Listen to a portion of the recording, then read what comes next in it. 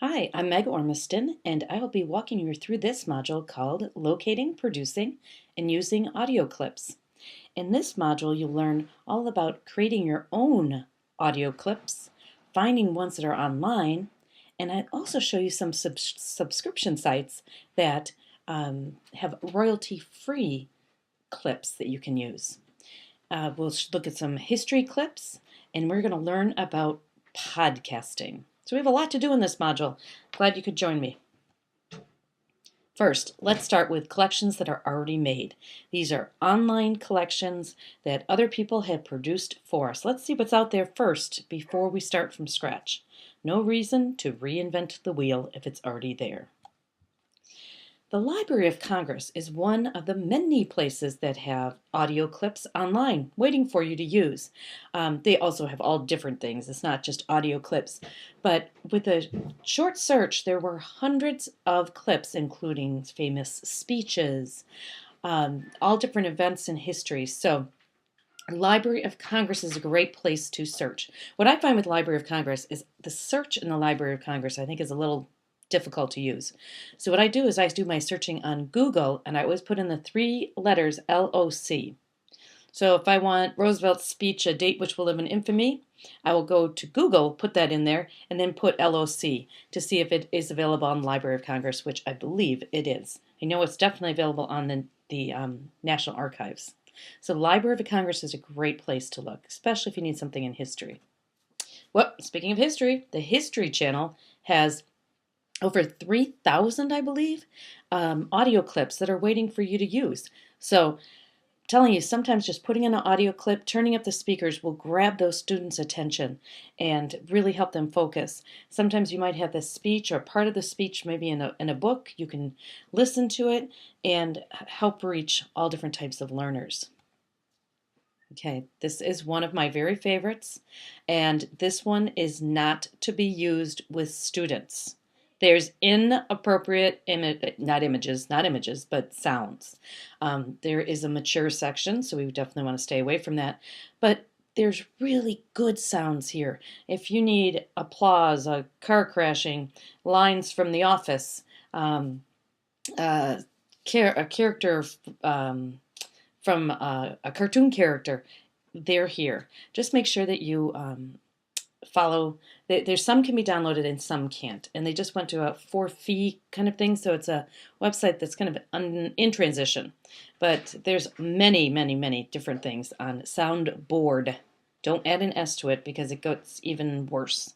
So be careful here. This is not for students. You've been warned. All right, this one is podbean.com. This is where you can host your podcast. So let's talk about what is a podcast. A podcast is a very fancy name for an audio file. That's it. An audio recording is called a podcast. There's videocast, which is really kind of what I'm doing right now. Could be considered a video cast. But a podcast is just that, an audio clip. So it's a fancy name for an audio clip, and there's lots of places to upload podcasts to, the largest ones being iTunes, and we'll investigate that right now. These are podcasts that are uploaded by anyone in the world. Some are more appropriate than others, as you can just imagine. But what you do is you come in and search on your podcast over on the left, and then there's podcasts. There's also iTunes U. So if let's say that you're into scrapbooking, you cannot believe how many people create podcasts about scrapbooking. So these can be downloaded. You can put them on an iPod, but you don't have to. You can listen to them from your computer. You can listen to them on anything. So a podcast doesn't have anything really to do with an iPod. It just can be moved there, or an MP3 player, but it doesn't have to be.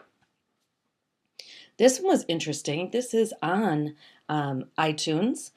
store, the iTunes store. So you have to download iTunes, and that's available for both Mac and PC.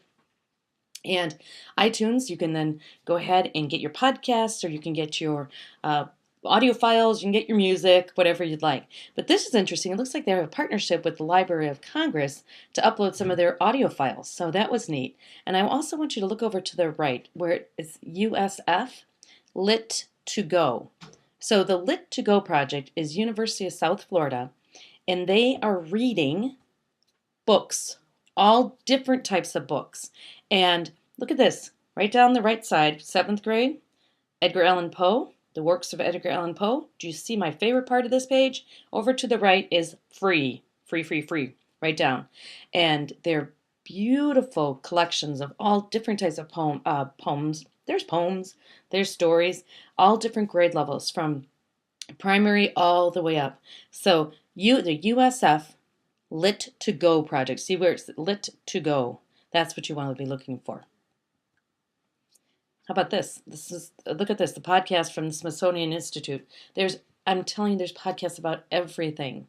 And there's also iTunes University, where professors all over the globe have agreed to record their lectures and put them up on iTunes as part of iTunes University, all for free. All for free. So if you want to go learn something, you can go take an economics class from London, wherever you want to be. And they're all free and available to you. So even though they're in the iTunes store, they are free.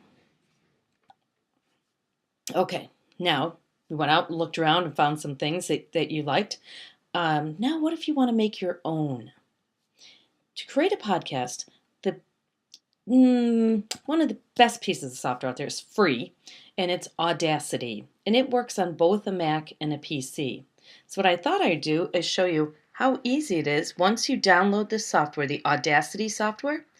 You download it at audacity.sourceforge.net. And once you do that, this is what it looks like. And to create your first, we'll do it right now. To create your first podcast, you want to go ahead and click the record button, and then you should see your squiggly lines appearing. Now I'm recording two things on my machine at once, so it's a little slow, I can see, keeping up with me. And so when you are done, this is really important, you want to make sure that you click on the yellow square. That means done. You don't do the pause, because then you don't have access to everything. When you download Audacity, there is another piece of software that you also have to download and install, which is called Lame, Lame, Lame. So once you go ahead and make your podcast, you can then edit your podcast if you want. You can come in here and chop out this part because there was pretty much dead sound. You can go ahead and edit. Let's say the dog barked right in the middle of this. You could go ahead and chop out your dog barking. Whatever you want. And then file, export as an MP3. So when I mentioned that Lame earlier, that allows you to do that MP3. So you have to install both pieces of software. The site walks you through how to do it. You have to do that so then you have the ability to get that MP3 file. That's the most versatile audio file. The export as a WAV works also, but it's a lower quality audio file. So right there, that's it. You just made a podcast. Export it as a WAV, put it on your website if you want, upload it to iTunes if you feel like it, and that's all there is to it. So let's say that you had a student that needed the test read to them. You could read it one time, and then you can save it as whatever you want to save it, and then the student could actually listen and pause and go forward as needed. So very interesting uses. So Audacity is what I would recommend to create your own. If you're on a Mac, you already have this nifty program called GarageBand, and that works great. But this one, if you need a free solution, this is the best one out there. Okay, so that's just a quick Audacity, going from nowhere to a podcast in a matter of seconds. Okay, Now let's talk about these subscription sites. There's some really nice things out there, but they come with a price tag. This is Discovery Streaming. You may already have this at your building, but you might not know that there's also audio files in here. So there's not just the movies, which if you have a subscription, you know about the streaming movies. There is a section that has sounds. I couldn't even guess how many thousands of sounds are in here. This would be appropriate for students because it is by Discovery, everything's been checked, and so students can come in here and get their audio clips for their project if your building subscribes to Discovery Streaming. This one is relatively new to me, and this one is Sounds Abound. And this one is, again, a subscription service, but the Sounds Abound folks will provide you with royalty-free music solutions, and you can buy like libraries or volumes. I think that's what they call them. They call them different volumes. And so you can buy those. But what's great about this is then you know for sure that there's not copyrighted sounds. You got to be careful on some of those sites like Soundboard. People are uploading all different clips. You're not sure about the copyright of all of those sounds. So Sounds Abound, you're safe and you're covered and you don't have to worry about this. Now, what are you going to do with all these podcasts, all this audio? This is one school district not too far from where I live that they have an entire network. It's almost like a radio, it's like a radio station that they record these segments. Here's the interview with the superintendent, and then here's with the principal.